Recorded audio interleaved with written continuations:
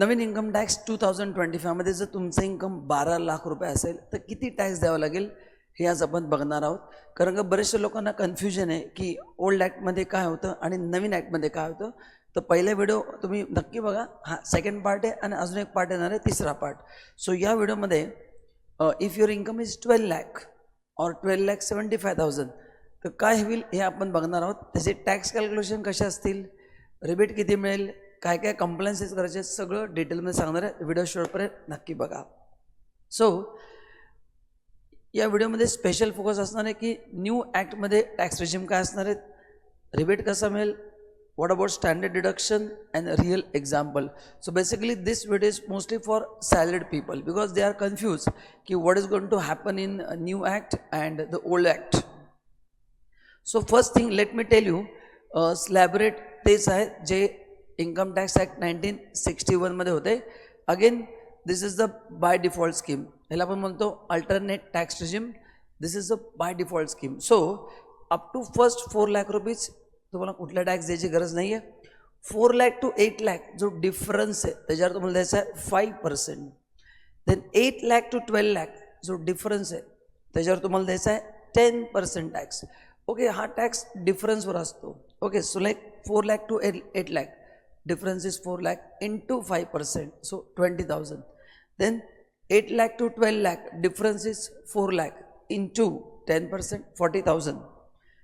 12 lakh to 16 lakh, 16 lakh to 20 lakh, 15%, 20%. 20 lakh to 24 lakh, 25%, and above 24 lakh whatever is your income आपला tax द्यायचा आहे 30%. So first thing, this is very much sure की even under new income tax act 25 तुमचे tax rate change झालेले नाही आहेत. ठीक आहे, फॉर्म नंबर चेंज झालेले आहेत, प्रोसिजर चेंज झालेले आहेत, सेक्शन्स कमी झालेले आहेत, पण टॅक्स रेटमध्ये काही बदलाव नाही आहे. ठीक आहे, सो त्यांनी स्ट्रक्चरल चेंजेस जास्त केलेत rather than internal. Okay, the purpose is to make new act more easier, simplier, minimum litigation and easy to file return and easy to do compliance for everyone. Okay, so these are the new tax rate. Now if you are salaried, what will happen? Magic of rebate. Now what is meaning of rebate? Rebate reduces your tax liability. जे 4 lakh आहे, this is called as a exemption. Exemption means तुम्हाला तेवढ्या income पर्यंत tax द्यायचा नाही आहे. रिबेटचा अर्थ आहे की जो टॅक्स येतो त्या तुम्हाला बेनिफिट मिळतो. So rebate reduces your tax liability. Okay, so rebate कधी मिळेल? If your income is 12 lakh or less. So तुमचं इन्कमचं अप टू 12 लाख रुपीज असेल, ठीक आहे, तर तुम्हाला रिबेट मिळेल. अँड द रिबेटची amount is maximum 60,000. So in short you can say that की if your income is 12 lakh you are liable to pay 0 tax. Now let's see, suppose मी तुमचं इन्कम घेतो एक example. Income is 12 lakh. Now I'll apply new tax regime. So first I'll write up to 4 lakh no tax. 4 lakh to 8 lakh it's 5%, 20,000. 8 lakh to 12 lakh it's 10%, 40,000. So total tax तुमचा येतोय 60,000. Your total tax is 60,000 if you are under ATR. Correct? So less rebate. Rebate तुम्हाला मिळतो 60,000 and तुमचा tax payable येतो 0. So हे 60,000 कुठून आले तुम्हाला कळलं असेल की when your income is up to 12 lakh your tax liability is equal to 60,000. That's why rebate is 60,000. त्याच्यामध्ये काय मॅजिक नाही की 60 कुठून आले. So 60,000 is tax on your income. But is this applicable every time? No. And if you are having only a business income, only salary income, then it's fine. Or you are having house property income, then खरे. पण every time हे apply होत नाही. यात काही काही changes असतात ते तुम्हाला मी सांगतोय. ठीक आहे, so this is a simple calculation. Now who can get this rebate? पहिली condition, only resident individual. Okay, so you need to be resident in India. Okay, which means your stay in India should be more than 182 days so that you become resident. तुमचं income 12 lakh किंवा त्यापेक्षा कमी पाहिजे. आणि सगळ्यात महत्त्वाची गोष्ट,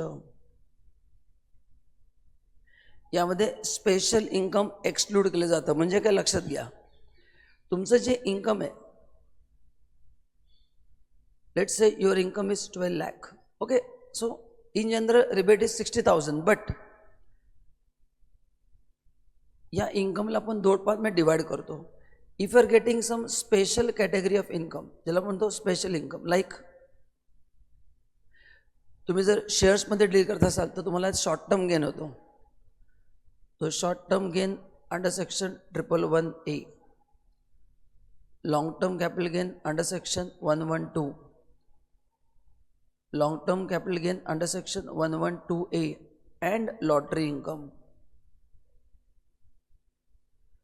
okay, हे जे 4 इन्कम आहेत ह्याला रिबेट मिळत नाही. ठीक आहे, so these are called as a special category income. त्याला रिबेट क्लेम नाही करायचा. ठीक आहे, आणि तुमचं जे बॅलन्स इन्कम आहे, yes, okay, here you can claim rebate. So वरचे जे कॅल्क्युलेशन आहे, if you are having normal income without special income then ठीक आहे. So what I am trying to convey की तुमचं इन्कम 12 लाखापेक्षा कमी जरी असेल तर एव्हरी टाईम रिबेट मिळेल असं होणार नाही. हे जे स्पेशल इन्कम आहेत हे जे टॅक्स रेट्स पण वेगळे असतात आणि हे जे सरचार्ज पण वेगळे आहेत आणि याचा रिबेट ह्याला मिळत नाही. Okay, so this is the new amendment जे तुम्हाला लक्षात ठेवणं गरजेचं आहे. So your short term gain, long term gain ह्याच्यासाठी तुम्हाला रिबेट मिळणार नाही इन न्यू रिजिम. हां, तुम्ही ओल्ड रिजिममध्ये असाल तर डिफरंट थिंग आहे, पण ओल्ड रिजिममध्ये पण 112चा रिबेट मिळत नाही. So when you are doing some tax planning हे तुम्ही लक्षात ठेवा की एक्झॅक्टली तुमच्या इन्कमचे कंपोनंट्स काय आहेत, अँड अकॉर्डिंगली जस्ट थिंक की किती माझी लायबिलिटी आहे. या गोष्टी लक्षात ठेवा, मग कन्फ्युजन नाही होणार. नाव मॅक्सिमम किती मिळेल? 60,000 or tax which ever is less. Now if you are a salaried, you will get extra benefit of 75,000. Now, see, 12 लाखापर्यंत टॅक्स नाहीच आहे. I am assuming you are having only salary income, no other income. तर suppose तुमचं income असेल 12,75,000, तर तुम्हाला मिळतं standard deduction 75,000. Old रिजिममध्ये मिळायचं 50,000. तुम्ही जर न्यू रिजिनला शिफ्ट झाला तर 75,000पर्यंत तुम्हाला स्टँडर्ड डिडक्शन मिळतं. Then you get 12 lakh. And again your tax payable is 0. For salaried, can I say कि up to 12.75 there is no tax, and for other up to 12 lakh there is no tax. ठीक आहे, so हे तुम्हाला लक्षात ठेवायचं आहे. But या दोन्ही केसमध्ये स्पेशल इन्कमचे प्रोव्हिजन्स वेगळे आहेत. यामध्ये स्पेशल इन्कम फिक्स करायचं नाही, त्याचं रिझन मला सांगितलेलं आहे. त्याचे टॅक्स रेट्स वेगळे आहेत, त्याचा कॅल्क्युलेशन पार्टी वेगळा आहे. ठीक आहे, तर इथे मी एक एक्झाम्पल दिलं आहे. Let's say your gross salary is 11 lakh, standard deduction 75,000, so your taxable income is 10,25,000. So now you can also calculate tax on 10,25,000. So up to 4 lakh there is no tax. 4 lakh to 8 lakh it's 5%, which comes to 20,000. 8 lakh to 10.2.5 lakh is 10%. So it's difference आहे त्याचा 2.25 लाख. 2.25 लाखाचा 10% 22,500. So total तुमचा tax आहे तो 42,500. हाच मी तर तुम्हाला दाखवलेला आहे. आणि तुम्हाला रिबेट पूर्ण मिळेल अँड टॅक्स पेबल काय होईल तुमचा 0 होईल. टॅक्स पेबल काय येईल 0 होईल. ठीक आहे, now but if your salary is 15 lakh rupees तुम्हाला रिबेट मिळणार नाही because your income is about 12 lakh. तो इन दॅट केस तुम्हाला मात्र टॅक्स द्यावा लागेल because this becomes your taxable income. This becomes your taxable income. Correct? So now confusion is ki sir then how to decide, shall I go for old regime or new regime? See, there are too many things. For example, की तुम्हाला जर फक्त tax saving point of व्ह्यूचं विचारलं तर obviously new scheme is better. But if you want to claim deduction, तुम्ही housing loan घेतलेलं आहे, तुम्हाला ATCचे डिडक्शन्स क्लेम करायचे आहे. So if you want to take benefit of deductions and exemptions then तुम्ही ओल्ड स्कीमला जावा. पण तुम्हाला डिडक्शन एक्झम्पशन नाही क्लेम करायचे, तुम्हाला टॅक्स वाचवणं तुमचं एम आहे.